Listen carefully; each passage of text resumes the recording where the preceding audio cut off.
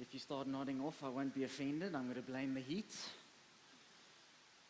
We're going to release the babies' Bible class. You guys can go off and have your celebration. My name is Paul. If you're visiting, I am privileged to be able to lead this community next Sunday. It is our Vision Sunday, and we're going to share a little bit about what God is saying to us as a local church. We're also going to have different parts of our ministries just being available if you want to find out more about how to get involved with this local church. Now, how many of you are back into the swing of things? When I was on holiday with my family, which seems a long time ago. We're only halfway through January, and I feel like the holiday was last year, a long time ago. I went and I took two books that I read. I read Rich Velodis has two books, The Deeply Formed Life, A Good, Beautiful, and Kind. I went in that holiday going, I need a book that's going to nurture my soul, really feed me and encourage me before going into this new year. My brother-in-law, on the other hand, that was with me, decided to read these books by Yuval Noah Harari. And this all has to do with what the future holds. Now, it's frustrating when you get up early in the morning and you want to get your cup of coffee, and he's there up before me, drinking his cup of coffee, reading this book, and getting quite worked up. Like, he would get up and walk away because he's getting frustrated with some of the things that this guy is saying and describing. He's playing scenarios about what the future holds for us. Now, I am not endorsing this book. I'm not saying go and read it. I have not read it. Please, I am not endorsing this book. He comes out and says God is dead many times, and this is what he publicly says. But he does try to talk about the future and what it could look like. And he talks about family, communities, societies, how the world is going to be different. He talks about the advance of biochemistry and biotechnology in regard to humans, and how potentially we could live to 200 years as we start seeing disease eradicated. He even talks about immortality, overcoming death itself. And with us living so long, that's going to change human relationships. Even marriage, he says, is going to look differently, because you're not going to be married to the same person for 200 years, right? He's like, you're going to have someone for your early years when you're young and frisky.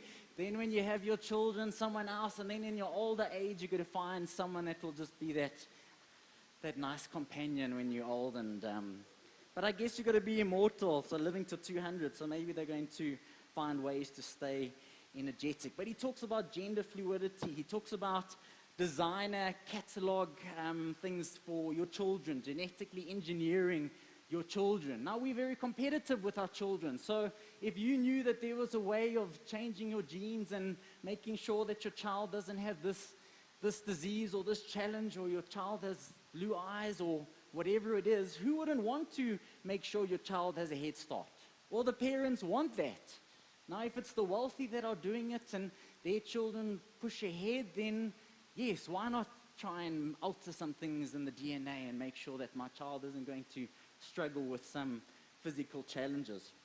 But he talks about artificial intelligence making human work obsolete. He talks about giving control over to the systems.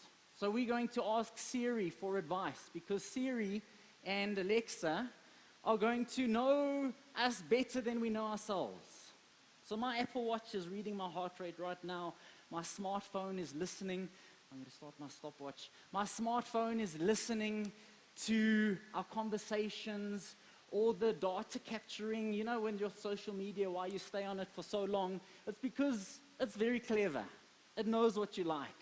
So we're going to get to a point where it's like, should I choose to become an architect or should I choose to become a doctor? Siri, what do you think? Because you know me better than I know myself. And we're going to start looking.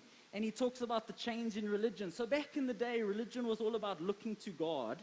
Currently, he says it's about looking to myself within. It's about my happiness and my comfort, humanism. But he says in the future, it's going to be a religion of looking at data, and it's going to be known as dataism. I wonder what tomorrow holds.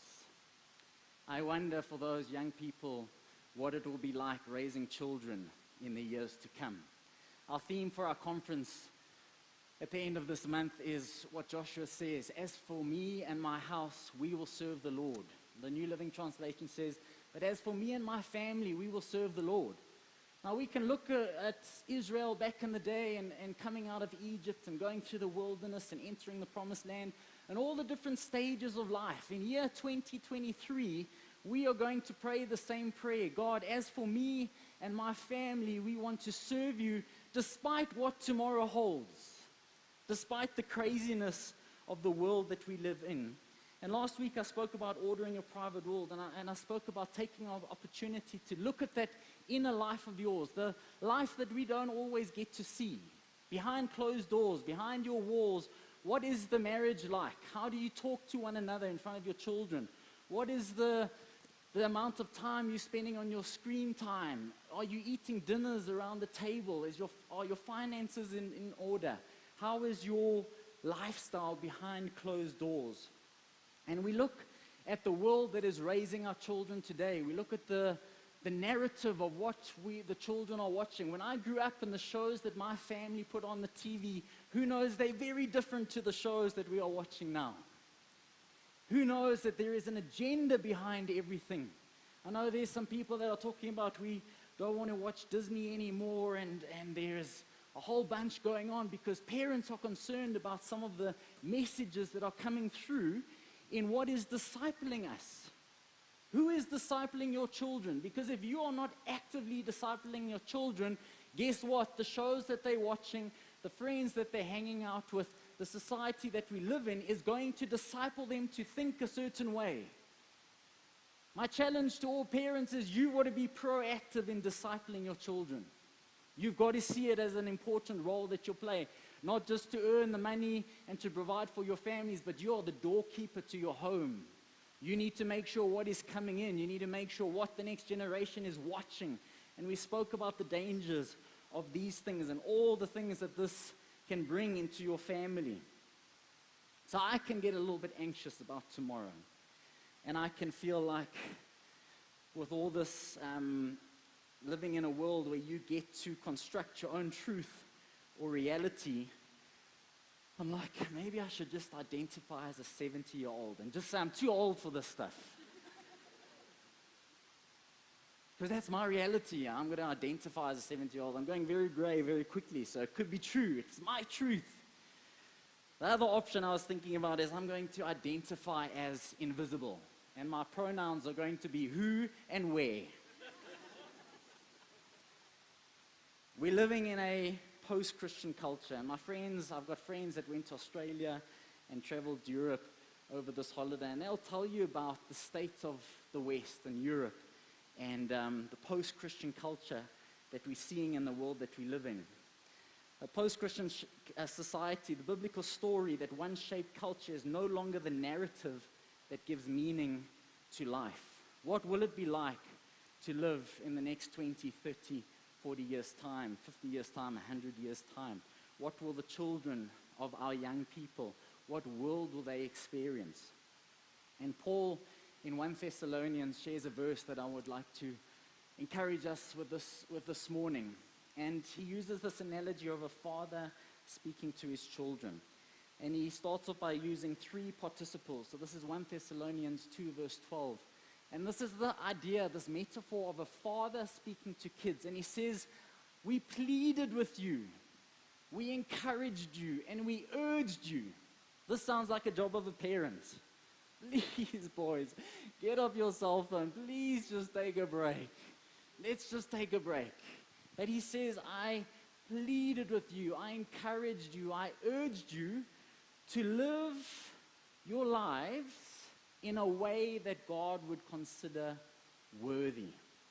Now, I've been thinking about what does it mean to live your life in a way that God would consider worthy. For he called you to share in his kingdom and his glory.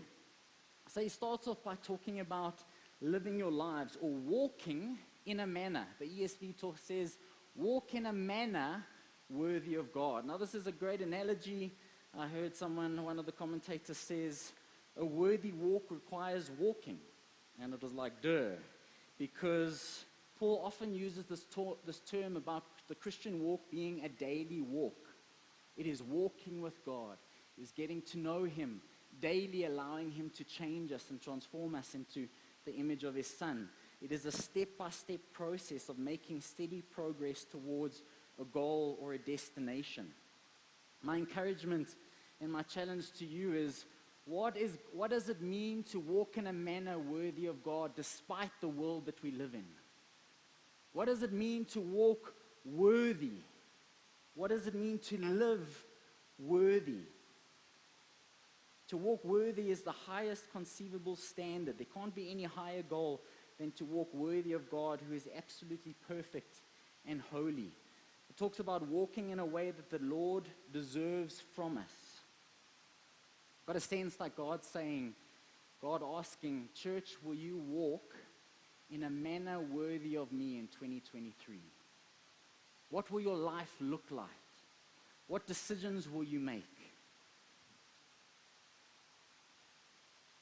And then he goes on to say, for he called you to share in his kingdom and his glory. And it's called people who live with this unwavering sense of purpose, that we are alive to advance his kingdom.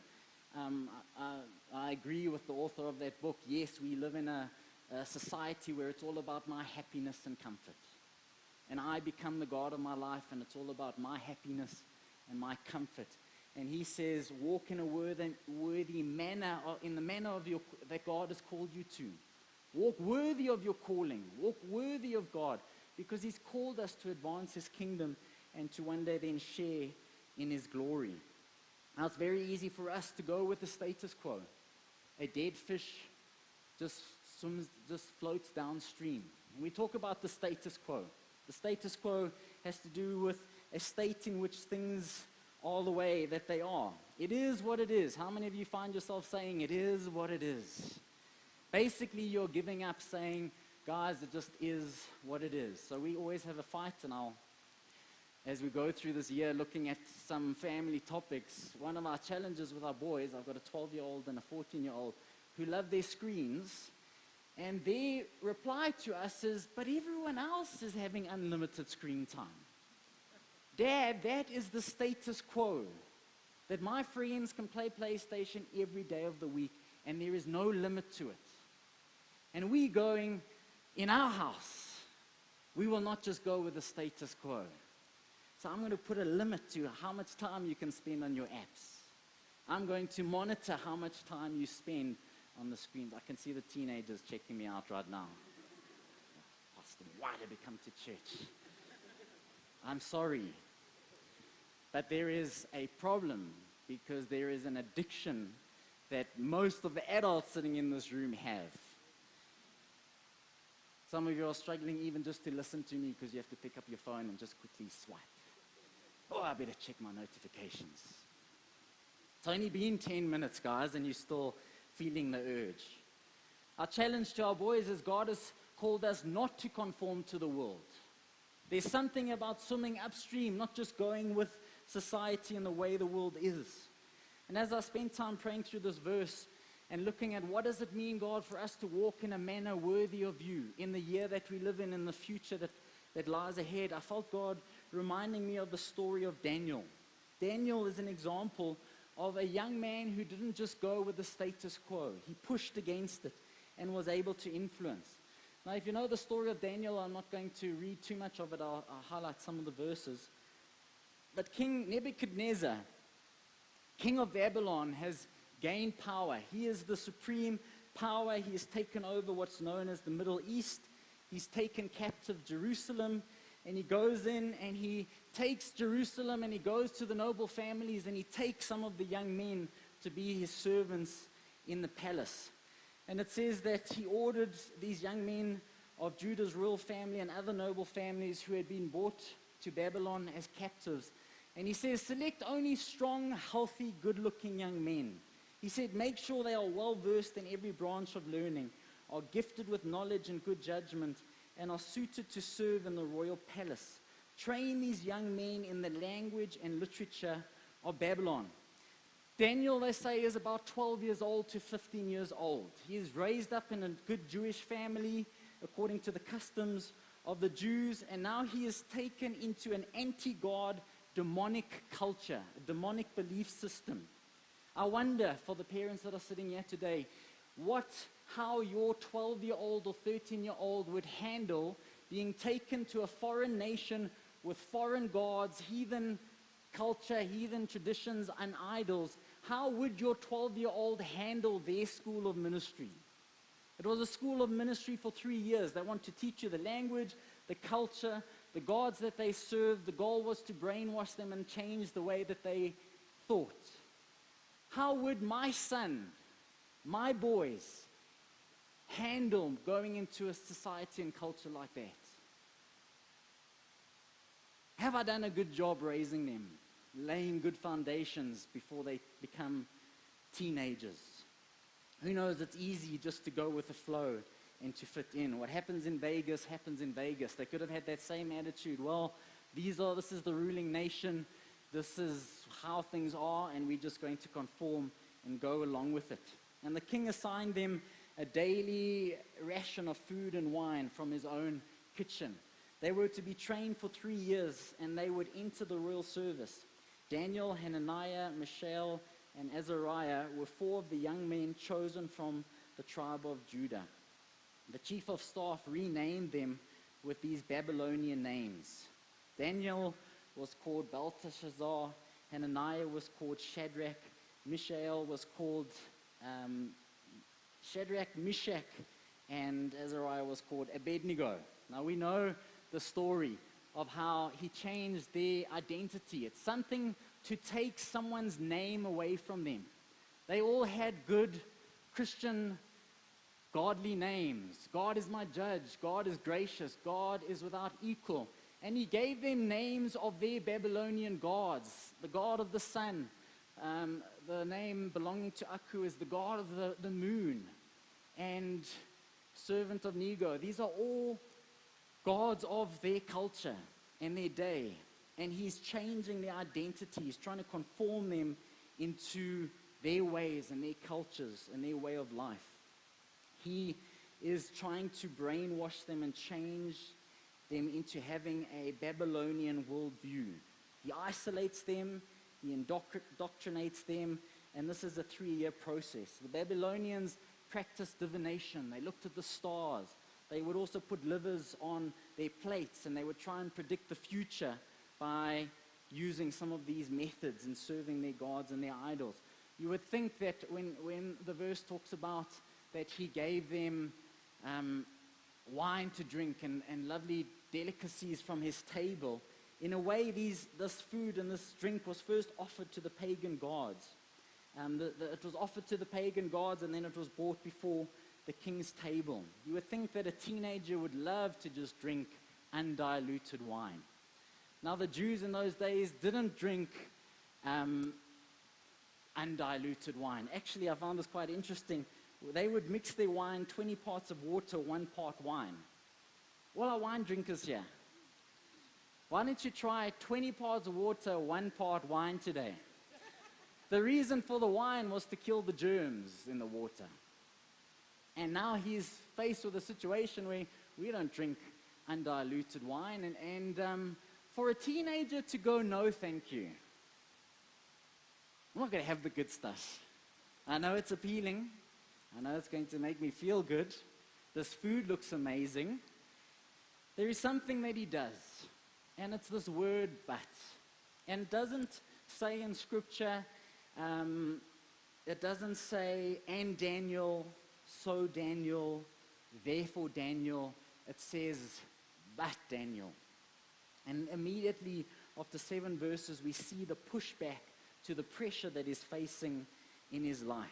And I sometimes wonder the pressure that the young generation is facing today to conform to a certain standard of morality, to behave a certain way, to bow down to the systems of this world. In verse 8 it says, but Daniel was determined not to defile himself by eating the food that was given and the wine that was given by the king. So he comes up with this plan, and he asks the chief of staff for permission not to eat this food that he says was compromising his personal beliefs and standards. The New King James Version says, but Daniel purposed in his heart that he would not defile himself. See, the power to conform is an inside job. Something has to happen internally for us to say, there is a line here and we are not going to cross it. This God, we believe, when we look at your word and we look at your scripture, is a standard that you call us to live by. And when I'm faced with that opportunity, I have an internal design that says I am not going to cross that line. And he has this conviction, and he comes up with a plan. I love how he still stays relevant. This is a young man serving an evil ruler, making him look good, serving in that house, in that temple, and serving over the kingdom. And he says in verse 9 to 12, now God had given the chief of staff both respect and affection for Daniel. There's something about Daniel's life that gives him favor. And he responds and says, and the guy that serves the king says, I'm afraid of my lord, the king, who has ordered that you eat this food and wine. And if you become pale and thin compared to the other youths your age, I'm afraid that the king will behead me, which was a relevant fact. And it says, Daniel spoke to the attendant who had been appointed by the chief of staff to look after Daniel and his friends. And he says, please. I love how sometimes when we're faced in situations, it's very easy for us to make a stand, but do it in a way that is not respectful and honorable. And he says, please, test us for 10 days on a diet of vegetables and water. I don't fully believe the story, because what teenagers is going to say, give us just vegetables and water, not the yummy desserts and the wine that is there. But at the end of the 10 days, see how we look compared to the other young men who are eating the king's food. Then make your decision in light of what you see. The attendant agreed to Daniel's suggestion and tested them for 10 days. And at the end of the 10 days, Daniel and his three friends looked healthier and better nourished than the young men who had been eating the food assigned to him. Again, I don't understand how you can put on weight when you just eat vegetables and drink water. But there must be a truth in it for all those people that eat very healthily. So after that, the attendant fed them only vegetables instead of the food and the wine provided for the others. I'm sure that didn't go down well with the rest of the department of young guys in the school of training now that they have a vegetarian diet. But he stayed in the game. He had a moral conviction and he had a desire that says, I'm not going to compromise in this area, but God kept him in the game. He still had favor to serve in this house and still had an opportunity to bring influence and make a change. We need modern day Daniels. We need young people. We need old people, older people that are willing to make a stand. We cannot just go off and live in a little compound where we build big walls and we try and separate ourselves from the world, but we're called to be a part of what is going on, to be the salt and light and make a difference, but also to hold to a moral standard and living according to God's principles and ways. And God had favor on him. I'll read these last few verses. God gave these 4 young men an unusual aptitude for understanding every aspect of literature and wisdom. And God gave Daniel the special ability to interpret meanings of visions and dreams. When the training period ordered by the king was complete, the chief of staff brought all the young men to King Nebuchadnezzar. The king talked with them, and no one impressed him as much as Daniel, Hananiah, Mishael, and Azariah. So they entered the royal servant. Whenever the king consulted them in any manner requiring wisdom and balanced judgment, he found them 10 times more capable than any other magician and enchantress in his entire kingdom. Basically, he's saying one of Daniel is 10 of my magicians and guys in my religion. 10 times better, stronger. Isn't that amazing, God's favor that was on these young men? And if you understand the story, and if you've read the story of Daniel, you will see how they stood the test of time. It didn't change when different rulers came in. They were still faithful to the call of God on their lives. And many of us know the story of Shadrach, Meshach, and Abednego. This happened 16 to 17 years later. So there they still are, faithfully serving, still holding to their belief system. 16, 17 years later, there is this statue that is erected, and everyone is then called to bow down and worship. And what does it say? Shadrach, Meshach, and Abednego, they say, if you throw us into the blazing furnace, the God who we serve is able to save us. He will rescue us from your power, your majesty. But even if he doesn't, we want to make it clear, your majesty, that we will never serve your gods or worship the golden statue that you have put up. 16, 17 years of faithfully serving. Again, they faced with the question of bowing down and compromising their standard to the point of dying. And the servants come to throw them into the fire. And those that are just throwing them into the burning fire, they die themselves. This is hot. And he looks into the flames and he says, were there not 3 people that we threw in there? And there Jesus is standing in the midst of them. And he delivers them out of it. An amazing story, which I want to encourage you, if you've never read the first part of Daniel, go and do so. Fast track 60 to 70 years later, here is Daniel, the administrator again, and his partners that he works with cannot find fault with him. So again, they plot a plan to go to the king and say, if anyone worships another god or prays to another god, let them be thrown into the lion's den. And he signs it off and he says yes. And there it says Daniel. It says, then the other administrators and high officers began searching for something to fault in Daniel's life and couldn't find it.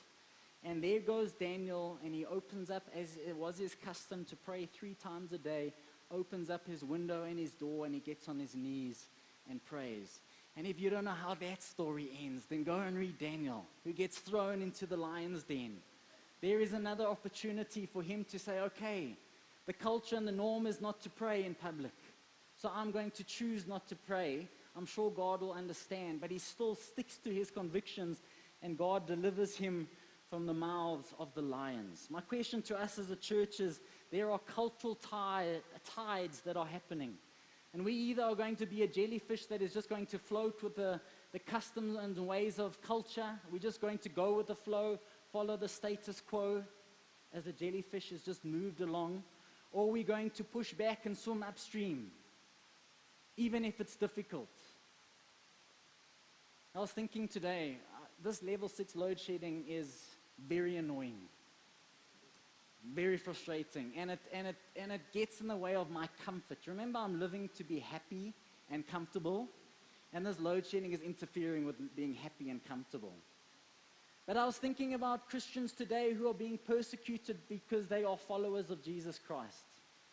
In the East, being thrown into prison. If you get caught with the Bible, having a church meeting, being thrown into prison. I thought about the Christians of old who were thrown into colosseums and were eaten by wild animals or burnt at the stake or crucified on a cross on the road. That is uncomfortable. Thank you, Lord, that none of us are being persecuted today because of our faith.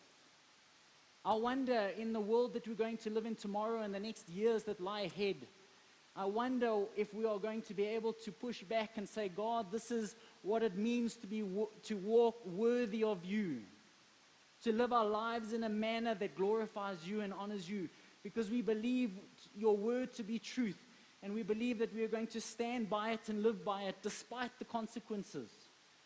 And I gave you 2 examples of someone that was saved through a firing flame and someone else that was saved with the lions.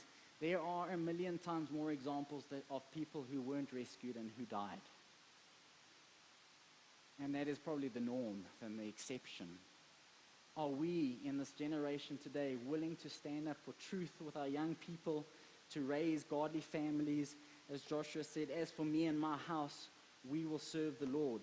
There are moral tides that is happening in our culture and society today. And as I said, it's easier for me just to try and be invisible and step away from it. But this year, if we talk about some of the hot topics, which we're probably going to do, I'm pretty sure I'm going to get cancelled. So I'm going to enjoy not being cancelled just yet. But I'll be cancelled in a few months' time when we read Scripture and we wrestle through it and we say, God, what does that mean for us today when we live in the world that we live in now? What does it mean to walk worthy of you? What is the standard that you've called us to? I want to say to us as a church, are we willing to even be persecuted for righteousness' sake? I read this verse in the prayer meeting this morning. God blesses those who are persecuted for doing what is right, for the kingdom of heaven is theirs. God blesses you when people mock you and persecute you and lie about you and say all sorts of evil things against you because you are my followers. Be happy about it. Be very glad, for a great reward awaits you in heaven. And remember, the ancient prophets were persecuted in the same way. I know for my first 43 years of my life, I know the next 43 years of my life, I will face more persecution in the second half of my life than I did in the first half. I know it for a fact. I know the change and what is happening to churches globally and the persecution that we're starting to see again. This will test people's resolve to say, I am really a follower of Christ. This is not just something I do. This is not just because I'm a Christian, because that's the box I tick, and I'm just going with being a traditional Christian. No, we are going to get faced with the call to say, will I really pick up my cross and follow him in this situation? Even if it requires persecution and being mocked and persecuted, maybe even thrown into prison. See, I feel God saying to us as a church, as we start a new year and we say we need to focus on the family, I'm going to ask you this question: what does it mean to live your life in a way that God would consider worthy? For he called you to share in his kingdom and his glory. I'm going to ask you in the season of looking at your private world, ordering your private world, what does that family look like that you have at home? How much time are you discipling your children? Do we eat dinner around the table? Is your marriage in a healthy place? The worship team can come up. This word health keeps coming up whenever we pray and whenever we have meetings. So I'm not praying for perfect families. I'm not praying for growth. I'm praying for health. Because when there is health, there is growth. When there are healthy marriages and the home life is healthy and the relationships that you have with your children is healthy, there will be growth. Both growth spiritually, emotionally, physically. One of the courses that we're going to run in our life groups this term is emotionally healthy spirituality. And this is going to be the course that we're going to do. There's something about growing emotionally. If you want to grow spiritually, you've got to make sure that the emotional side of your life is in a healthy place. And we're going to dig deeper. And we've got to get houses back in order. Where things are out of order, we're going to trust that God will bring them into order. Where finances are out of order and you keep living in debt, we want to trust that you can bring order back into your finances. Where your marriage or your relationships are struggling, I want to trust that God will bring health back into that situation. And again, it's going to require intentionality. We all start off the year with good New Year's resolutions, but they disappear very quickly. They probably already disappeared 2 weeks into the new year. My prayer for us as a church is to say, God, would you help bring health back into our family, our church family and our families, whatever family may look like to you. And as we raise the next generation, as we invest in our children and our teens and our young adults, do they know you, God? Do they know your voice? Will they have strong convictions on the life that you've called them to live? So, Father, this morning, as